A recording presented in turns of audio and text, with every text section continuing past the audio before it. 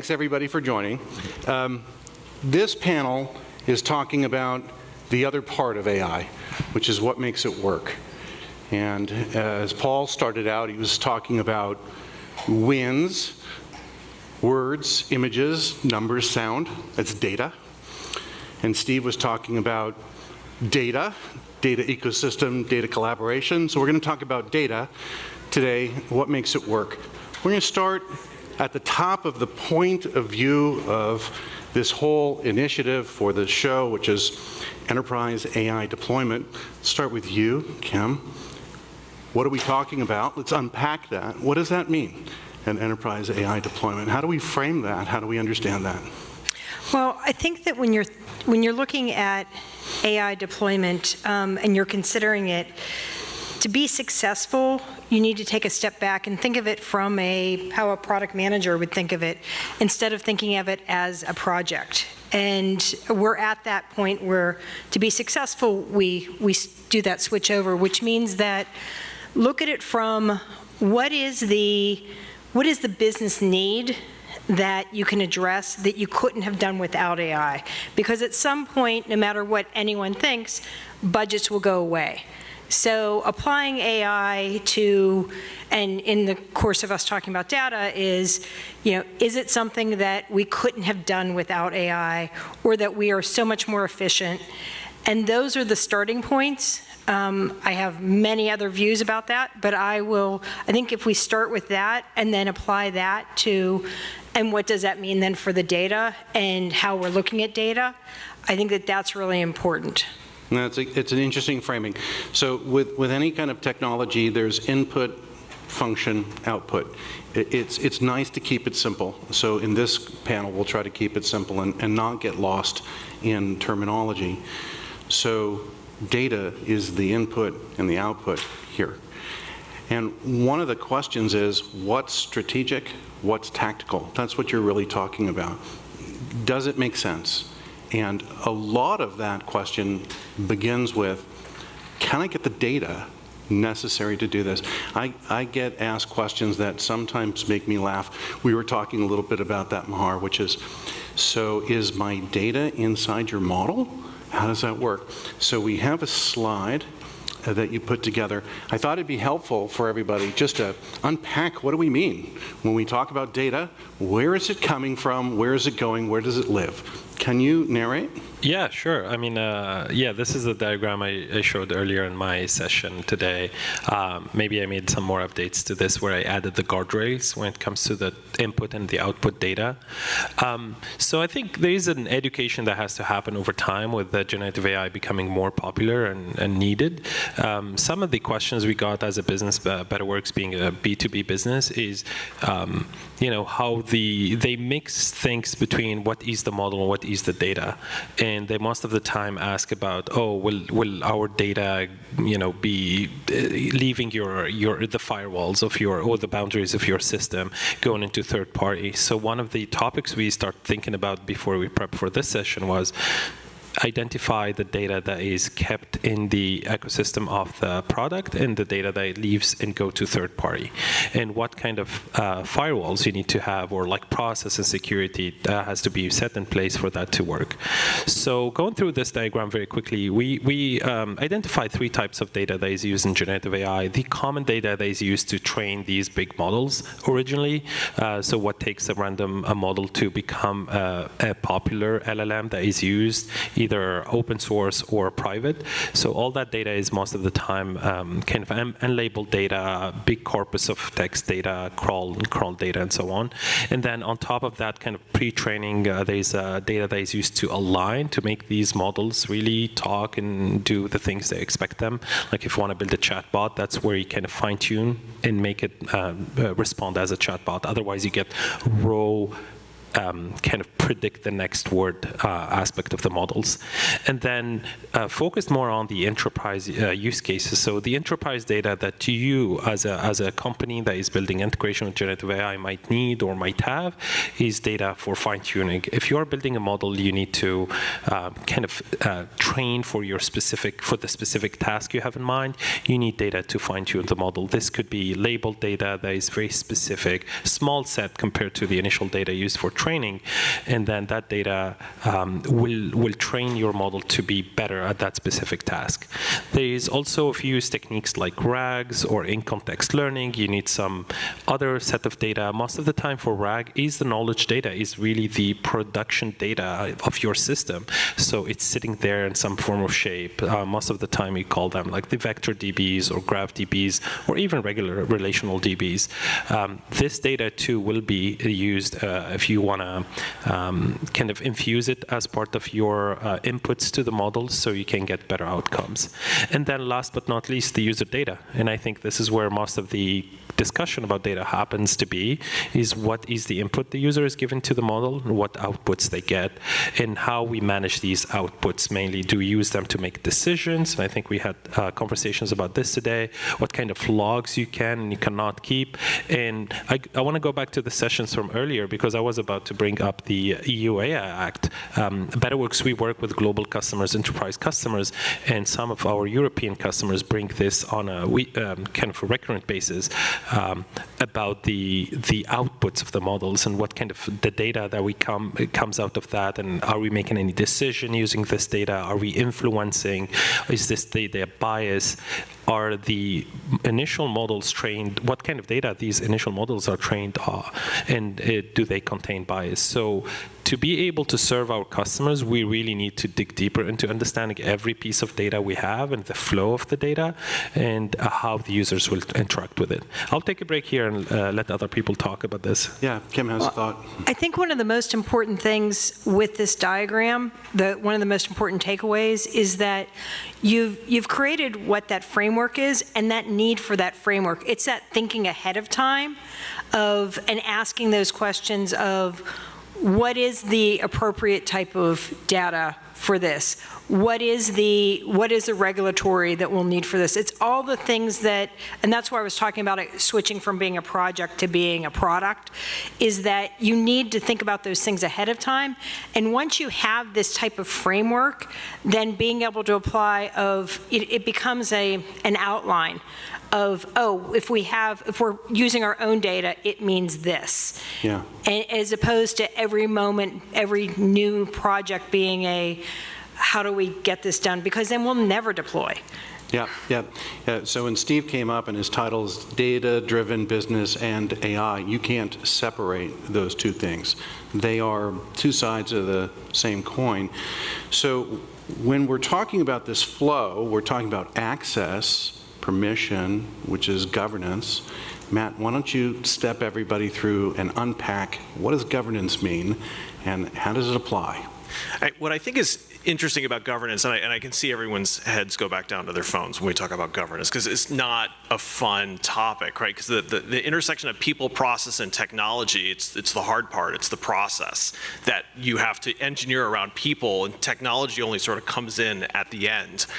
But where I think governance is so important and is because it is the intersection, as Jake, I think, so succinctly put it, between data and cyber that makes or breaks successful production deployments. The data gets you to successful POCs, cyber gets you to successful production. And it's not necessarily a technical thing. You have to define the guardrails before you implement them. I love talking tech, I love talking about APIs, and I love talking about structure, but it is only when we start putting intelligent policies in place does it allow us to accelerate the development velocity of AI models or applications. And I'll say one more thing before I bore everyone to tears on this topic, but the organizations that are going to be wildly successful with generative AI and these techniques are those that have eaten their vegetables. When you're talking about Matt, I have a 10-year-old who doesn't like to eat vegetables. He likes to eat sugar. But in order to grow up strong and healthy, he needs to eat his vegetables, and he doesn't like it. And I think that's true of governance in most enterprises. A lot of enterprises don't like it because you can't really say, ooh, that governance policy made us X amount of money. Or that governance policy, maybe you could say it saved us some money because it prevented something, but it's hard to allocate budgets for that. And so I think the organizations that have eaten their vegetables up to this point, whether we're talking data governance, whether we're talking intelligent policies, those have invested in cyber, those are the ones that are going to be wildly successful as the dust settles from a technical perspective. And so my guidance is, if you haven't eaten your vegetables yet, get on it. I think practically speaking, that's going to make or break wild success. Yeah, it's a good framing. Enterprise data is also not a singular thing. Yeah. Right? There's a plurality, and big global organizations have their data spread all over the place. So governance is not in any one plane, it's in every plane. So Nikesh, this is something that I think probably touches your every single day. And when we were listening to your talk earlier, which was great, by the way, I really enjoyed it, you had a couple of frames. You said, hey, well, you know, theoretically, we're pretty advanced given what we're trying to do. Operationally, not so much. This has a lot to do with governance. Can you expand on that? Tell us what it's like to deal with these challenges inside and what you're doing to overcome them. Okay. How much time do we have? All right. Sorry. So many thoughts, and I think kind of great framing, right? So like the eat your vegetables analogy is really great in terms of what I think organizations need to do to kind of get that correct. Unfortunately, or fortunately, however you want to think about it, we are dealing with enterprise data, right? Large organizations, data is in different places. Even if it's in one place, it's thought about very differently from a siloed perspective. And I think organizations honestly are on a journey, right? So we've seen this wave in analytics, every so many years, right? It's like you go from a central group to a distributed group, back to this. I think we'll see this with data science as well. And that's really kind of driving some of those data governance conversations, right? So I benefit because right now I sit within the technology group at Stanford Healthcare, and we're positioned to support both the School of Medicine and the hospital. And so because I sit where I sit, I can say, I need the information, you need to give it to me. There are operational groups which can't do that, right? And for very valid reasons. And I think it's an interesting time in the organizations as to like, how are we going to proceed, right? So if we can set our data governance right in a way that enables the entire organization to work with the data, that'd be great, because what are we seeing now? Like, even if you look at sports, right? Like, how much statistics do you see on sports? Like any game you watch, right? Data is in our blood now. Like it's in our culture. So why are we locking it up and not letting our workforces be able to do cool things with it? At the same time, we also have to kind of keep in mind, right? Regulations, governance, those are there for a reason. We need to kind of get that balance correct. And I don't know what the right answer is. I think certain businesses will be able to do it much faster than other businesses. At a place like ours, the mission is very different, right? We have three very distinct missions. They don't always agree, right? We have a research mission, we have an education mission, and we're a health system. And so, like, it's hard for those. There's always going to be conflicts there, healthy conflicts, but we see a lot of things there that are not straightforward to answer. Yeah, you have a comment? Yeah, there were so many good nuggets in this afternoon's keynote around these topics, and one of the ones that I really enjoyed was when he spoke about application integration has not fundamentally changed from at least a design perspective since the 90s, probably even before that. This before my time. But what I think we can look to here is good architectures for having solved this when we didn't have the speed and the connectivity that we have now. When compute wasn't cheap, we can look to some of those architectures around this, right? So another story was around the AI that jailbreaked itself out of a VM. Well, if you put good cyber around that, that will never happen. But someone has to define a policy that says you're never going to do that. And someone needs the AI resources. If you have an AI that you give it the permissions to do that, of course it's going to do that. So we like to think of Gen AI as this novel technology phenomenon, but it's just a component that's been built on other techniques and other paradigms. And so we can just look back even just a few years and look at good architectures around big data or data science or machine learning. These things all build on top of each other. And then if you start to synthesize good cyber architectures with good application development architectures, all of a sudden the problem's not that daunting. Yeah, okay, your compute load might be a little bigger and your inferencing at the edge might be a little more important, but again, these problems have been reasonably solved. So let's treat this space as not something that's completely novel, but just an iteration on previous techniques and architectures. Yeah, there's an interesting convergence. So we talk about digital transformation, AI is part of that. Most large organizations have a junk closet of data because the artifacts of digital transformation is a lot of digital stuff. It's not highly organized, it's not indexed, there's no metadata, people don't know what's there. What we do know is that the most valuable data is typically the most sensitive data. Right? So the most strategic types of AI applications in the enterprise will require sensitive data. And the other interesting artifact of digital transformation is that most large enterprises have deconstructed their own business. They have outsourced and partnered for functions, and the partners, they're ecosystem partners, as Steve pointed out. They have the data you need. So let's talk a little bit about that. One is being able to make useful data. How do you overcome that challenge when you don't always know what you have? The second is, what if you don't have the data you need for your initiative and it's outside your organization? How you're going to go about dealing with that? Why don't you pick that up, Mahar, because I know you deal with this. Yeah, I have a very strong thought about this. So again, I think one of the use cases of the data in an enterprise B2B space in this case is that the most important data is the most sensitive data. So if we kind of can leverage that data in many ways, we can build better systems overall. The challenge that comes with HR tech data is you cannot you leverage that information. So yes, we're sitting on a gold mine of data, very valuable.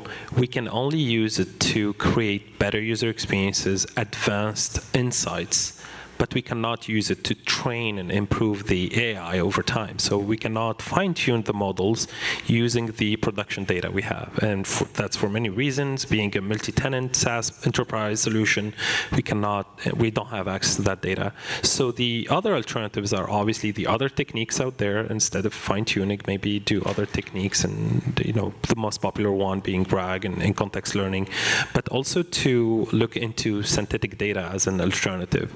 Really find a way to maybe learn from the production data you have, but also go and seek synthetic data that might help you fine-tune and optimize your models to become better over time.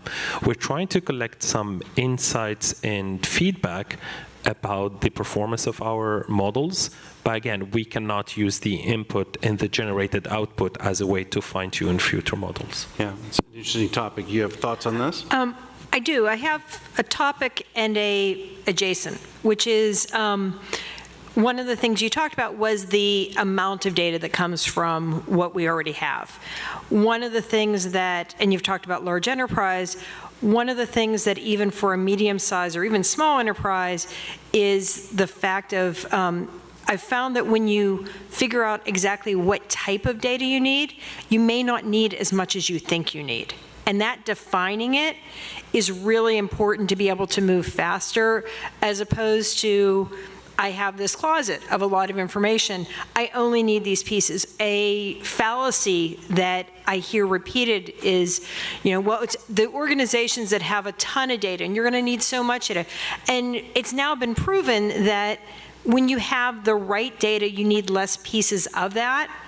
And so that, knowing what that is or defining what that is. And then the second part, and this comes from whether it's your internal or whether you're pulling from a third party, is there are now solutions that will work on how do I define across different organizations. So it means, we're using this term here, the third party is using this term, but they mean the same thing. a little bit of ASL for anyone who speaks ASL, but that you're having that, that it means the same thing, and you end up being able to take advantage and use data across data from different data sources if you can define what it is. Yeah, there's an interesting, in my work, there's a lot of work just to prepare data, to use data, and which seems a little ridiculous, but it's true. Discovery of the data that you have and what data might be operable for a particular enterprise initiative is important. It's a hard job. How do you and some of your customers deal with that? Matt? Well, it's interesting. You got me thinking, actually, like, to sort of indirectly answer this. When you were talking about data across, I sort of thought the data mesh pattern. And this was all the rage a few years ago. And I mean, we could do a show of hands. How many organizations have actually implemented a proper data mesh? But you don't have to put up your hands. But like this idea around, do you have enough? How is it used? How do you train with it? Can you bring synthetic in? And this idea of building a product for that, again, harping back to my earlier point, that if you've gotten good at that, then building AI products actually won't be that difficult. But if you haven't done that hard work, if you didn't have a catalog in your warehouse back in the day, you're going to really struggle with metadata management today, and then being able to describe how did that prompt come up with that answer. If you can't reproduce it, you've really put your organization at risk. And I know we're very tangential to the question here, but No, it's not. It's really the point is that it's what part of the elephant you're touching. Yeah. That's the part that you're dealing with, and it's a big elephant, and it's complicated. One of the other parts of the challenge is bias. So how do you know if your data is actually biased so that input, function, output concept, garbage in, garbage out, you have to deal with this. Garbage, typically we think of it as quality, cleanliness. That's what Steve was talking about. Several other people were talking about that. But there's also bias. How do you detect it? How do you know it's there? So part of this, we've talked about the term guardrails. That's been used a lot. I think a good takeaway for the team here, everybody listening, would be to understand what is that. So it's a little bit beyond don't talk Klingon to the chat bot, right? What does it mean? What is a guardrail? And what does that cover? In the hierarchy of sophistication 1 through 6, that was one of the columns. What does it mean to you, Nikesh, when you're working with sensitive healthcare data? Sorry, many different thoughts. Again, so I'll say, again, when we say guardrails, a little bit about what we mean, and just a big caveat: field's moving really fast, so there's lots of things going on, right? So when we're talking about our guardrails, we're really thinking about, again, kind of this idea of like, what is your penalty for being wrong, or how often can you afford to be wrong, right? Like really understanding what that is and kind of making sure that we're staying within that lane currently until we can get some better guidance, whether it's clinical, whether it's regulatory, law, policy, et cetera, right? So a lot of things as we think about Gen AI type work, for example, we'll really kind of say, what can we do which has a human in the loop or has a way of, you're not making a clinical decision yet on it, or it's not an automated decision. That helps us to get started, because half of the challenge here is also just how do we just get started, right? The learnings that you're going to get aren't going to come by just waiting. You have to be able to kind of do some of the pieces as you're going along, and so that's how we're using the term guardrails right now. When we think about it, but the real key that it's on my wish list, and I know people are working on it, is two pieces, right? So for clinical decisions, if it's predictive, just the amount of evidence you need through prospective studies is really large to convince a physician to start using it, or it's got to be the first, one of the top 5 things they're looking in their guidelines. When you're thinking generative right now, a lot of the evaluations we see, right, are like, can you pass this exam? Can you, kind of look at that? But what we need to be able to do is say, how well can you do on these type of tasks, whether clinical, medical, operational, what does that look like? Yeah. And that research is happening. Yeah. It's not out yet, but we're excited about that coming out. So one way of thinking about guardrails relates to thresholds. right? Thresholds of quality, reliability, explainability. What are some other contexts? I mean, obviously, HR is a big place for where safeguards are very important. So a few use cases we had and faced at BetterWorks were mainly where you're trying to give feedback to someone, as an example, and we're using generative AI to help you give the best feedback you can. But sometimes AI can find these kind of unconscious bias in the feedback you're trying to send.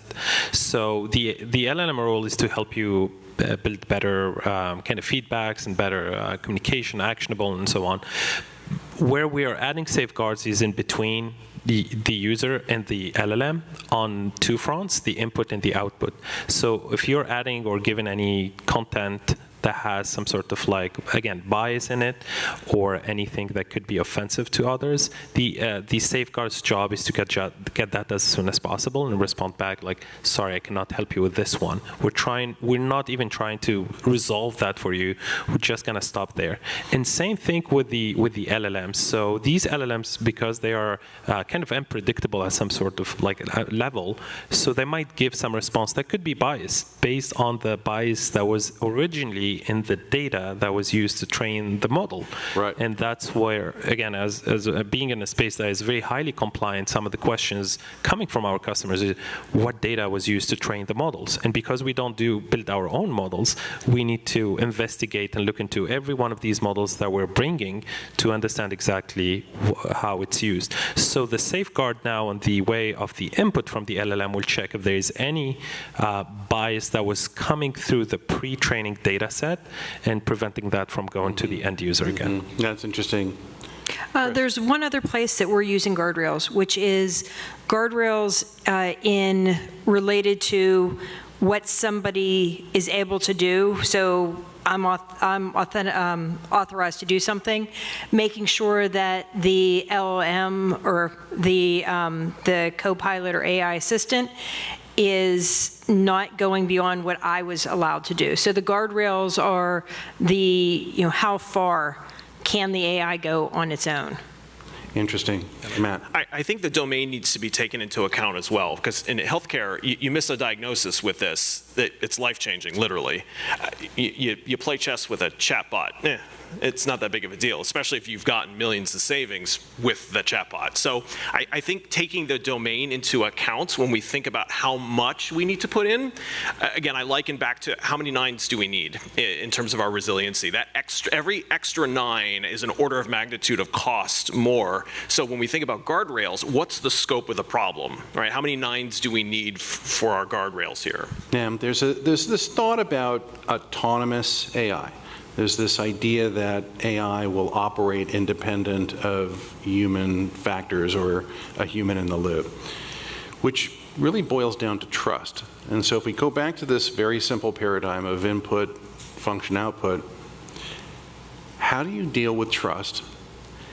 Shana, former speaker, former moderator, she brought up this topic of zero trust, which for those who don't know means you're not trusting based on some subsequent verification. The supposition is that none of the actors, nobody is trustworthy, and you have to protect against that. So how do you integrate this notion of trust in the output, since it's so important if we're going to have autonomous agents, right? Yeah, absolutely. So I think two things BetterWorks is focused on adding and kind of maintaining over time. First one is transparency, like how this whole thing works, what's behind the scenes, what data is used to train and all of that. And I think honestly, the part of our website that was the most updated recently is our privacy policies in terms of kind of use. These get updated on a daily basis. The second thing is explainability. So when you have an outcome coming from the LLM, in every request we do, we ask the LLM to explain what it's doing, so we can expose that to the end user so they know exactly what's happening. And that's where we have a little bit of a wiggle room in terms of like how many 9s. Yeah. So even if the LLM is given something not fully accurate, at least the explanation will expose that. And as an end user, you can decide if you take that or leave it. Yeah. So to wrap up, since we have 45 seconds and I just got the hook from David over there, one thing to take away. There's a lot of design thinking that has to go into these kinds of initiatives. You can't start from the bottom and work up. You have to start from the endpoint you seek and work backwards to see, do you have access to the data you need? Is it governed? Will it need guardrails? What type of applications or initiatives? What level of human support? This has a lot less to do with the AI and a lot more to do with the data that drives it. And that was the whole theme of today's session. I hope it was useful. Hope it was informative. Thank you very much.